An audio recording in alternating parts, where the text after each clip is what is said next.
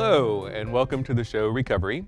I am your host, Orlando Andrews, and in this show we talk about recovering from issues with addiction, mental health, and behavioral health issues. And today we're actually going to talk about sex addiction. And my guest tonight, his name is George Comeaux. He's a licensed clinical social worker and a certified sex addiction therapist. And he is actually joining us here to talk a little bit about what happens when you're actually having an issue with sex and porn and a process addiction, correct? Mm-hmm. That's what it's correct. considered. Mm-hmm. So welcome to the show. Thank you. And I'd love to hear a little bit about how you actually help people who are actually struggling with the sex addiction. Yeah, thank you for having me, Orlando. It's great to be here tonight. So people come to me lots of times either with one or two, or really the biggest presenting problems. One would be issues with out-of-control porn use, or two, issues with affairs outside of a committed relationship. Most often a marriage, but not always. So what we notice, and when I assess someone for this, I do have access to different types of testing, but basically it's this out-of-control behavior where we've shown lack of control. We've shown definite attempts to quit without success. We've shown consequences in a lot of different areas of life, like family and sometimes work, sometimes legal problems. Mm-hmm.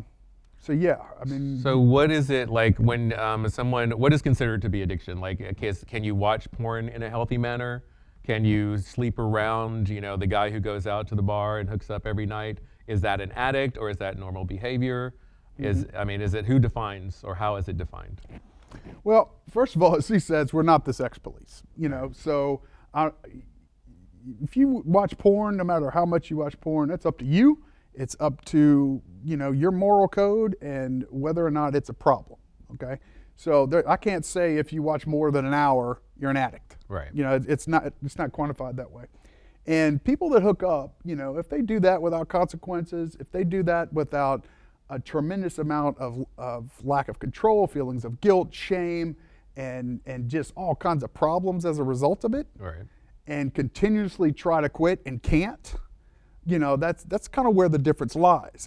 We don't diagnose people with sexual addiction. We talk to people about what sexual addiction is, mm-hmm, and kind of just break down, okay, so what brought you to my office? Here's what an addictive cycle looks like. Okay. So an addictive cycle looks like what? Okay. So we start off with a very negative belief system. Okay. So basically, I'm a piece of crap. I can't. I'm no good. I keep doing this behavior. Blah blah blah blah. Then we get into some of kind of what we call the ritualization, rationalization kind of stuff, and we start thinking, well, maybe if I do it one more time, or I deserve this, or nobody's going to know. We're kind of talking ourselves into it. Okay. Then we get into really the compulsive behavior. Okay. So when we get into the compulsive behavior, whatever happens. It's usually, lots of times it can be pretty quick or not. It always ends in orgasm. And then after that comes a lot of despair and regret and shame and guilt. Okay. And so the cycle continues. All right. And now, is that guilt coming from, is there another psychological issue? Is there depression involved a lot of times? Is there some other sort of clinical issue going on at the same time, or is it its own thing? There can be what psychologists or what people in our field call a comorbidity, meaning it's kind of like, well, we have to go back and trace the mood, we have to trace the addictive behavior, look at timelines, and think about which one came first. Okay. So sure, can you have a sex addiction and meet clinical criteria for depression? Absolutely. For anxiety? Absolutely. For post-traumatic stress? Absolutely. Okay. And if that's indicated, then we do some treatment for that dual diagnosis. Right. Now, some people, the kind of the acid test that I think about is, let's say somebody's got some depression, and they want to see me for counseling, and they also want to see a psychiatrist. My kind of rule of thumb is, well, let's see how you do it for about a year, okay? So if you stay sober for a year, you see the psychiatrist, you take meds, don't take meds, whatever. And then after you've been sober for a year, have a support system, have done some spiritual work and some clinical work with me, let's see where you are in a year. Okay. You know, how bad is that depression at that point? And that way, it kind of helps us gauge. Now, when you say sober, what is sober? Does that mean no sex? Does that mean, no masturbation, no anything? Good question. Good question. So there are differences in what we would call a sobriety definition with different communities here in Nashville and across the world. All of them across the board, supported by research and in injunction with the 12-step rooms, will suggest initially, no matter what fellowship you're part of, a 90-day period of abstinence. Okay. Just to help reset your brain chemistry. Okay. Because we're so, as addicts, and I'm in recovery, I don't mind, kind of divulging that. As addicts, we're so used to getting this dopamine high that we need to abstain from this behavior so we can start to rework the brain. I mean, this was identified before we had it confirmed by research by Bill W. and Dr. Bob in AA years and years ago. They always talked about the first 90 days. Right.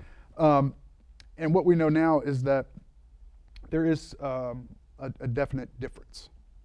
If am I trying to get sober in my sexual addiction and I haven't gotten drunk on dopamine in 90 days, I'm going to have a different view. Right. Okay. So the different sobriety definitions, and this is something that we, as therapists, we support our clients to try out the different meetings and figure out which one is the best fit for them. Okay. So the first one I'll mention is Sexaholics Anonymous, SA. They're, I believe, headquartered here in Nashville. That's the strict one, right? That's Super the strict one. That is the most strict sobriety definition. So by their definition, you cannot, they don't judge you per se, but you cannot call yourself sober in their meetings unless you don't masturbate, you do not have sex before marriage, and if you do have sex in marriage, that they define that as between a man and a woman. So anything outside of that, you can't claim sobriety. Now, you don't have to say anything in those meetings if you don't want to. It's not like a big shaming exercise, but they're pretty clear about what you're saying if you're in an SA meeting. So now, then there's no gay people can go there or not. No. If they go there, they're not allowed to be sober, or if they go there, they'll have to be very uncomfortable. They would have to be by definition abstinent to claim sobriety there. Then nobody's going to kick them out. It's not like that. Nobody's going to kick single people out. Nobody's going to kick people out who masturbate. Right. But to say I'm sober in that meeting, I have to meet that definition. Okay. Now, some of the other ones are a little different. Here in Nashville, we also have Sex Addicts Anonymous and Sex and Love Addicts Anonymous. Okay. In these fellowships, your sobriety is between you, your sponsor, and your higher power. Okay. So there is no strict sobriety definition. So so you get with your sponsor, you do some spiritual work, and you come up with what's called your bottom lines. So let's say I get into trouble for watching porn and masturbating, and I also like the voyeuristic stuff, so I like to peep in on people. So those three would be my bottom lines to stop that behavior. Okay. Let's say this guy over here, his only thing was hiring prostitutes. Okay? So he gets with his sponsor, does the 90 days, and that's the only thing that they come up with, is not to hire prostitutes. Okay. So his definition of sobriety with his sponsor and higher power and accountability might include masturbation. Okay. Okay. Within the first 90 days, or even in the 90 days, there's no masturbation for everybody? Most people know that is kind of the deal. Okay. Not everybody in these 12-step rooms is going to enforce that, but it's kind of just the general thinking. Mm-hmm. Those of us who are part of the community that have both looked at the recovery literature as part of that program and the writings of Patrick Carnes, which is kind of my guru and the guru in the field, know that those two coexist. And the ones that I've noticed have the most kind of stability and emotional sobriety tend to have a good idea or a good experience with both 12-step and therapy. So what is the therapy component to the sex addiction? So you've got the 12-step component, which of course is all the same as AA and NA. Yeah, 12 steps, yeah. What about the therapy part? Well, a lot of the therapy I do with people starts out with individual. Okay, Patrick Carnes has written a series of workbooks, and they're all based on what he calls his 30-task model. Okay. Now, there's still one or two of them actually haven't been published yet, but the first two are definitely out, and they are like tasks 1 through 7 and 8 through 13. Okay, so these tasks, the way he came up with these, he didn't just like pull them out of the air. He did a bunch of surveys and studies on people who had been sober a long time in various addictions. And what he asked him was, okay, so besides the 12 steps, what have you done to enhance your spiritual life, your emotional sobriety, deal with your finances, look at your goals, all those kinds of things. Okay. So what else did you do? So he compiled all that data, and he broke that up into what we call the 30-task model. Okay, the first one is a workbook for sex addicts. Now he's done it for several different addictions. First one for the sex addicts is a workbook called Facing the Shadow, and I use that a lot because that's the new people coming in, and it's kind of like a big first step, but a lot more. Okay, so facing the shadow is actually facing the addiction? Yes. Okay. Yes, the shadow self is what he's talking about. Okay. And that's what he calls it. And the shadow self is responsible for the addiction. Is the addict. Yeah, he's your addict. The fear-based personality. Absolutely. Okay. He's that part of the sex addict that he wants no one else to ever find out about. And so is it therapy? Is there anything like dialectical behavioral therapy? Yeah, we mix some of like that in. I do, let's say we're doing some of the stuff and some trauma comes up, I might do some somatic intervention. I do a lot of EMDR to help people with trauma. If they're having trouble just keeping their feet on the floor and full of anxiety, I might do some dialectical behavior therapy with them. The DBT skills are excellent for that. I might do some CBT, just kind of some basic self-care, kind of, look at all the resources within the community and in whatever faith community you have, and that kind of stuff. So I keep hearing you say a lot about the spiritual component. So yes. That's a really big part of therapy. Yes. Is actually bringing in the spiritual component, yes. The 12 steps. Correct. Well, we don't get into specific 12-step work with the one exception of a step 1 exercise in one of those workbooks. That's the only real specific step that kind of mirrors the 12-step. Do you take them through all 30 parts? Well, they're not all. They haven't all been published yet. Okay. But that is the goal. Yes. Okay. There will be, and also some tasks for the family to recover. How many have been published? I think the first one's the first 7. I believe the second book it's called The Recovery Zone Volume 1, and I believe that one's 8 through 13. The next one will be Recovery Zone Volume 2, which I believe is like 13 through 20 or 21. And then the Family Zone, which will be the last one. So like any other addiction, the sex addiction or the sex addict would actually be struggling with shame. Oh, absolutely. Self-esteem. Absolutely. And so those are kind of things that they need to work on. Absolutely. Okay. Guilt. We deal with grief in there. We get into some really in-depth work about how the addiction shows up. We break down the courtship styles, which I had never seen before I got involved with this kind of stuff, which takes us from when we first meet someone all the way to intercourse and commitment, and everything in between. They could be like right there. Yeah, I mean, it's, it's like done. The courtship in 2 seconds. Yeah. But what are the phases of courtship? What are like the? I don't have memorized, but basically okay.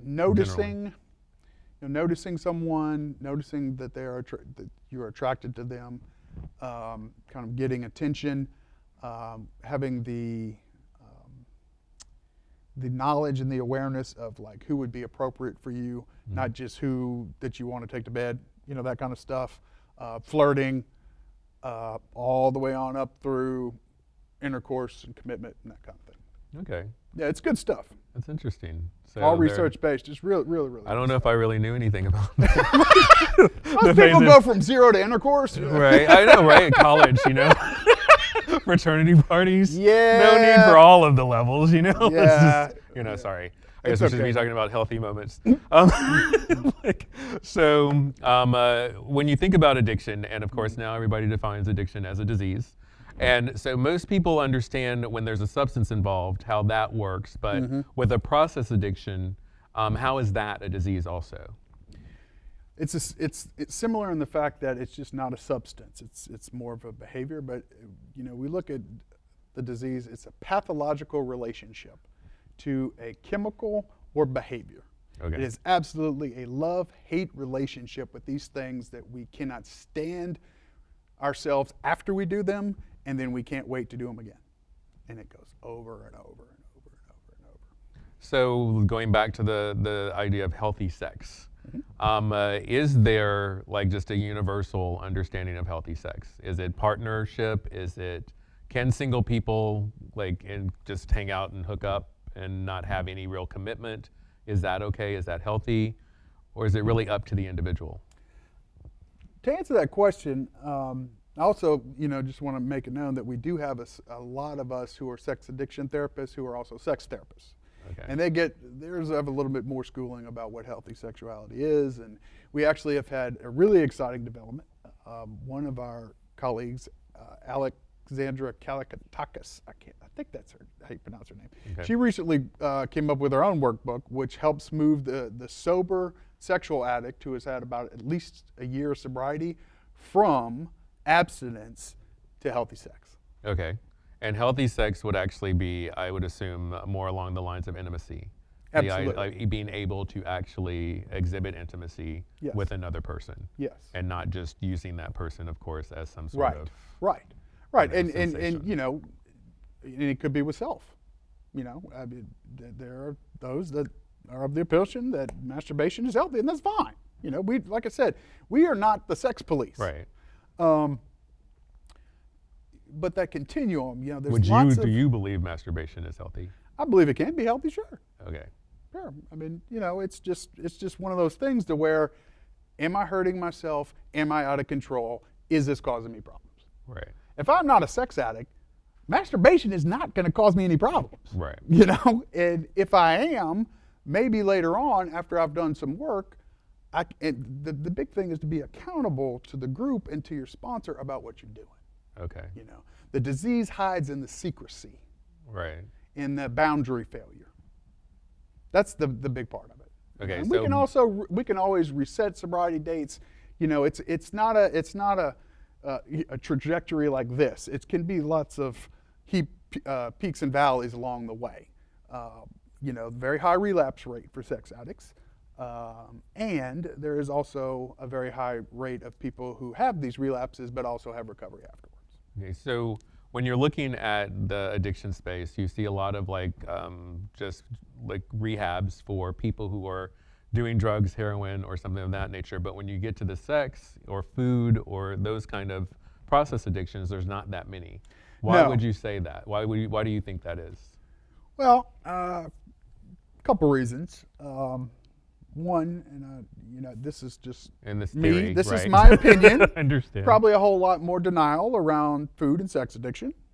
You can stop drinking, and insurance will cover alcoholism as a disease, and will absolutely pay for you to go to rehab. Right. Some of these other addictions, we don't officially have a sex addiction diagnosis in the DSM.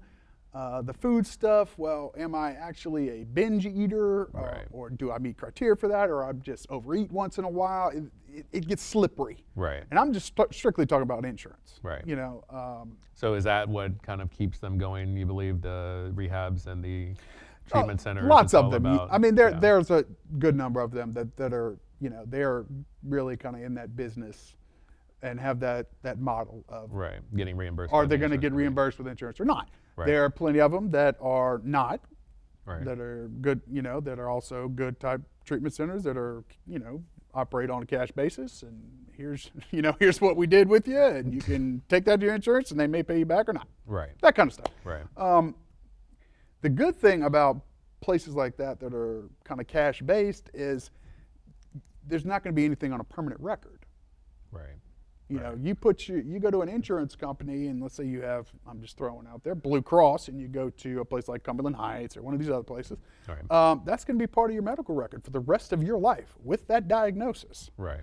So that's. Does that come back on people, do you believe, like having an addiction or going to treatment? I think it can. I mean, there's still an amount of stigma around that. I don't know how, not exactly sure about how much employers would have access to that. Right. But could it? Sure. Could it go to an insurance company? If I'm an individual and I'm looking for individual coverage rather than working for a group, and they see that I have that on my, yeah, they could deny me. Now, you know, I'm not going to get into all the Obamacare and all that kind of stuff. But yes, possibly. Okay. So with that, is there an evidence-based kind of treatment program that sees the best outcomes? Are they the 12-step programs, or is there the 30 phases? We're talking about sex or what are we talking about? Sex specifically. Okay, the sex addiction. Yeah. Well, the research says that actually the combination of both the therapy on the 30 tasks and participation in some, at least one per person of the 12-step communities together is going to give you your best outcome. Carnes mentions that in his workbooks and in all of our literature. The treatment centers for this have different approaches. A lot of them are treating both the abstinence from the addictive behaviors, the trauma that's underneath them, what does healthy sex look like, you know, all those kinds of things. What is a barrier to intimacy? Like when you're dealing with so many people who are actually out there just having sex, you know, to kind of escape whatever, how do they get back to the part of intimacy? How do you get them to understand what intimacy is? Or first of all, tell me what intimacy is, really, I guess. Good question. Good What question. is intimacy? And we, in our community, we refer to sexual addiction as an intimacy disorder. Okay, so think about it like this: intimacy, into me you see. I've heard that. Okay, so if I've got an intimacy disorder, I'm terrified of people getting to know me. We talk about the shadow self, the secret self, terrified. So emotional connection with people, being vulnerable, trusting, being truly committed and not dishonest on the side. That's what we're talking about. And a lot of folks, especially with our kind of hookups, I'm not judging, but kind of our hookup society we have today with all the apps and all those things, are confused or not just aware of the difference between intensity and intimacy. Okay. So if I meet somebody and, you know, we see that spark across the room and, you know, the freaking endorphin, the chemicals are flying and we have sex and everything, you know, it's all based on fantasy and dopamine and all those kinds of things. Okay. That's intensity. The reward center. Yeah, absolutely. Okay. I want to feel good. You want to feel good? Hell yeah. You know, that kind of stuff. But intimacy is quite different. You know, intimacy starts with, it's slower. And it involves emotional connection, possibly spiritual connection, friendship, trust, completely different from the hookup mentality. Okay. You know, it's just when you think about it, it is a lot more of a spiritual kind of thing. All right. And it is possible to move from the addict who is addicted to intensity to the recovering addict who is involved with intimacy. And it starts with, a lot of times, getting to know these people in these groups, having a sponsor, and starting to trust. And then true self starts to emerge. Okay. And that shadow self, the shadow self or the addict starts to kind of pull back. All right. So it's slower. And sometimes you have to learn it like around the sex, like maybe through a friendship or through something else, or well, that's one that way what to do it. you're- You know, okay. now there are married people who either one or both have some kinds of issue, and sometimes they learn along the way. You know, for single people and married people or committed people, it's going to be a little different. There is no, you know, we don't have a magic bullet, but we do have some tools to help. But the assumption is if they made it to the marriage stage that there should have been intimacy at some point, right? That's the assumption. Or You think about the word assume. do a lot of addicts get married to and stay married, or I can't. I mean, that's I mean, that's a generalization. that's a but, you know, generalization. throwing it out Some there. some do, some don't. It just, but a good kind of a test is for the couple, even if they're married, to start the couple with a 90-day period of abstinence. Right. Engage in some therapy. Maybe the addict go to some 12-step meetings, and also there are 12-step meetings for the partners. And together, treat the addict, the partner, the coupleship, all of it. Okay. And it's not just like repaving a highway. We're talking about ripping that road down to the dirt Okay. and starting all over with how to do relationships. It's amazing. Wow. It's truly a magical thing that I won't say magical, but truly spiritual thing and a miracle, what I've witnessed with people who have moved through this. All right. Well, I appreciate you for coming on the show. It's been extremely informative. I learned a lot. Thank you very much.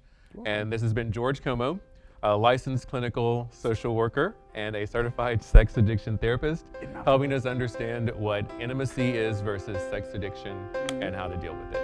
Thank you all for joining us.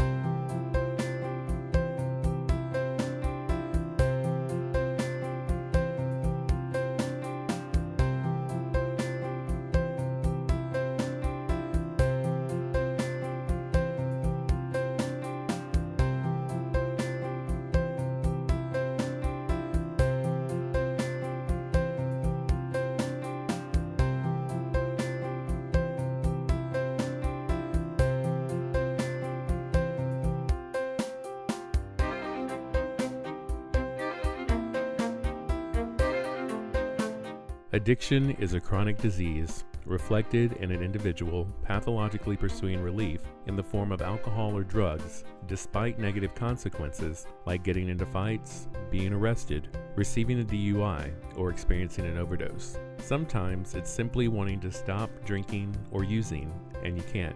If you or someone you know is struggling with an addiction, please call Orlando Andrews at 408-449-7666, and I'll help you find a program that could work for you. Recovery is possible, and recovery matters.